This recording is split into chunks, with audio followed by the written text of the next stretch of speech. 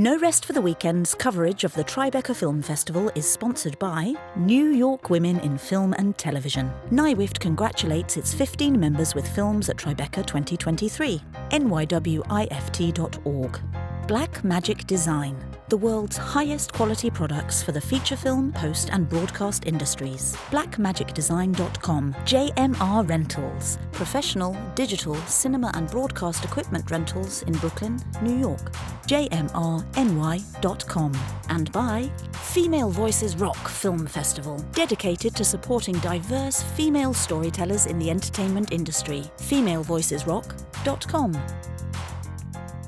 First of all, how does it feel to be at Tribeca with this film? It feels amazing. It's a real honor to be here with so many filmmakers that I respect and whose work I admire, and we're so delighted to be able to premiere to a New York audience. Can you tell us a little bit about the film, what happens in it, etc.? The film is somewhere quiet, and it imagines what might happen to a final girl after sort of the end of a horror movie. You know, she goes home, she washes the blood off of her, and sort of what happens next. I was really curious about that experience, especially sort of, after the news has moved on, after, people have started to move back into their regular lives. How does this person re-enter the mundane after such a sort of extraordinary experience? Would you call this film a horror film? I would certainly call it a horror film. I think it's a different type of horror. It's sort of a post-horror. It's what happens after the horror film. But, what we discover is that the horror hasn't really ended, but rather changed shape. It's become sort of a horror that emerges from her own subconscious. There's so many indie horror films out now. What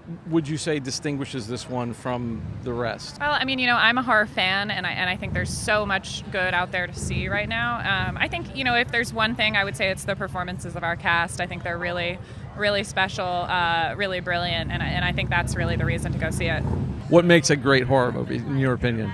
Oh man, I think there's so many different ways to make a horror movie. Some of my favorite films are across the spectrum in terms of how they approach horror. I think it's an overall sense of dread that really connects with me. Like a sort of moment to moment, this feeling that something is not right, something is wrong here, and I think that's what we tried to imbue this film with. Do you have a feeling of how it might impact people? Are you just out to scare the pants off of people, or do you want to move them? I hope to do a little bit of both. And talk to me about your lead actor and your relationship with her. Yeah, Jennifer Kim leads our little ensemble, and she's just spectacular. We had a really wonderful collaboration through this project. I think people are going to be really blown away by her performance.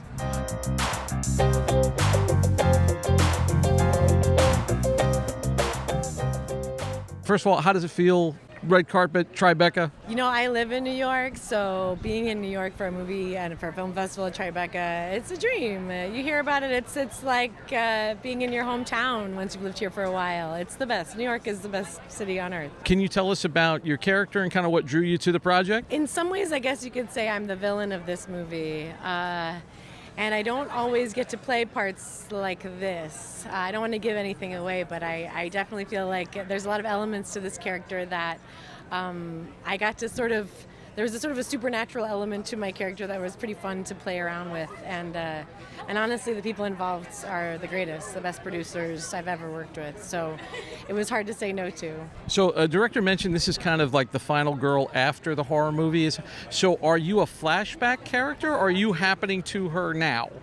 Without giving things away, I think that a lot of what what Olivia was working with here was sort of the PTSD mindset, and what that does once you've been through something difficult is that trauma repeats itself, and trauma is a cycle, and it's inside of ourselves.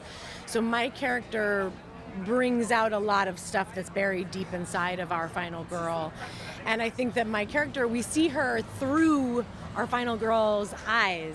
So some of the stuff that I do or say may or may not be through a certain filter. So that's sort of how I bring out a lot of stuff, a lot of fear and paranoia. That's what I sort of trigger stuff for her without using that word too lightly. How do you feel like this film will impact the audience? What are you going for?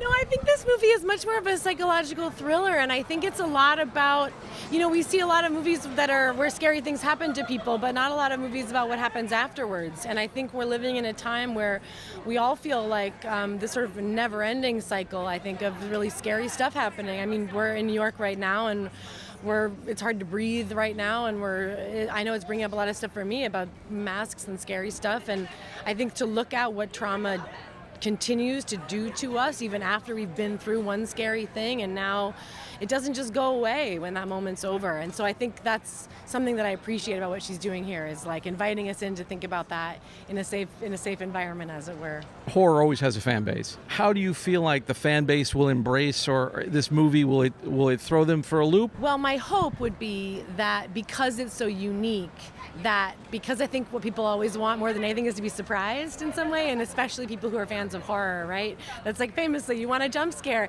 And I think that the surprise of this movie and the way it sort of reinvents that genre in its own way, I'm hoping that that's what excites people about it and gives them a thrill.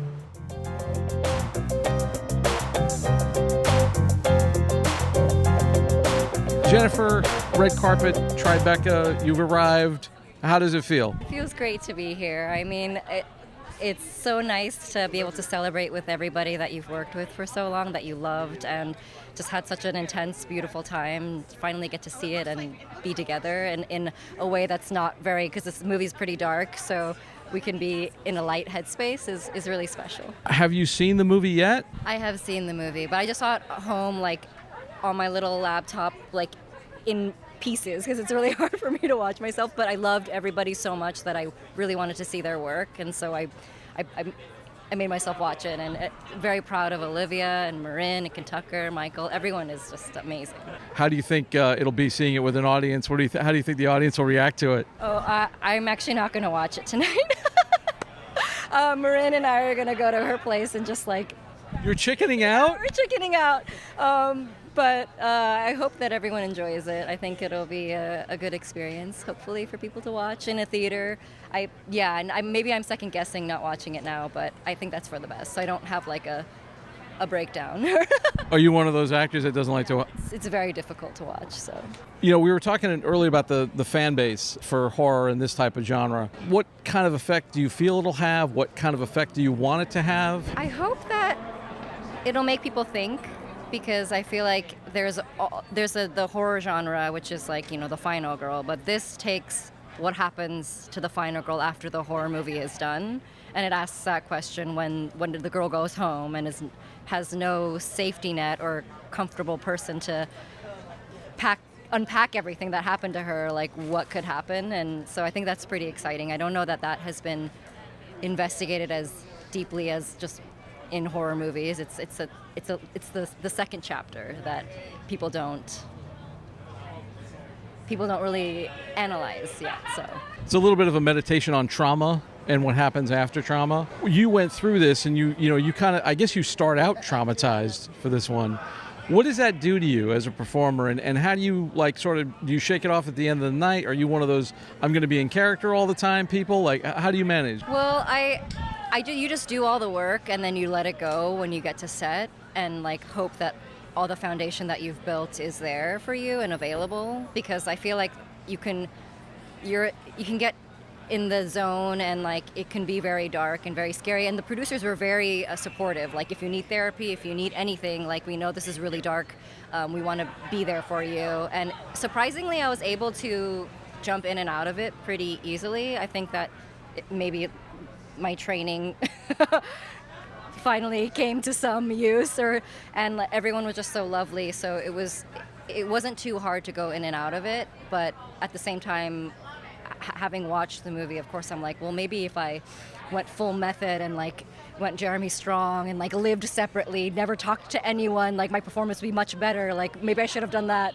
So that's kind of in the back of my mind, but I don't know. Or maybe you'd need counseling, Or maybe everyone would just hate me. So what was the hardest thing for you to have to go through? Literally every scene in this movie is really difficult. Like, this was a shoot where before each scene I'd have a freak out being like, I don't know how I'm going to do this. I don't know how I'm going to do this. And then I would somehow do it. And so I can't even believe that it happened. So I can't pinpoint one exact scene, but just the whole process of getting into her headspace, fleshing out the history of all the trauma of her past, her childhood, like even before the kidnapping, like that in itself just really getting into the headspace was difficult. I read this memoir and of a woman who was kidnapped, and I literally read it in one sitting. I stood up and I brought the book and put it in my trash can outside my house because I was like, okay, I got what I needed from that. I do not want this in my house. So just really coming to terms with the specificity of the dark material. You had your own exorcism, it sounds like. Yes. And we've seen these great performances in horror, films like Hereditary and Midsommar and stuff. Do you think that things like the Oscars and do you think they'll ever come around to genre acting?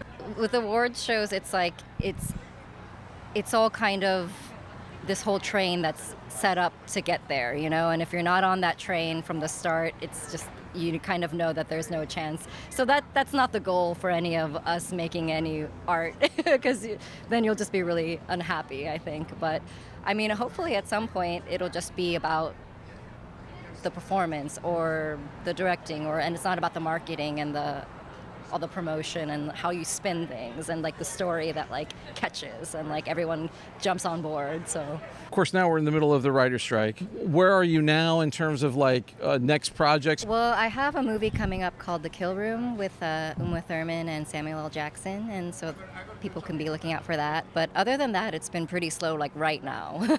It's been pretty dead because of the strikes, but with the strike, then everything's kind of tentative and on hold for the summer, so hopefully something great will come.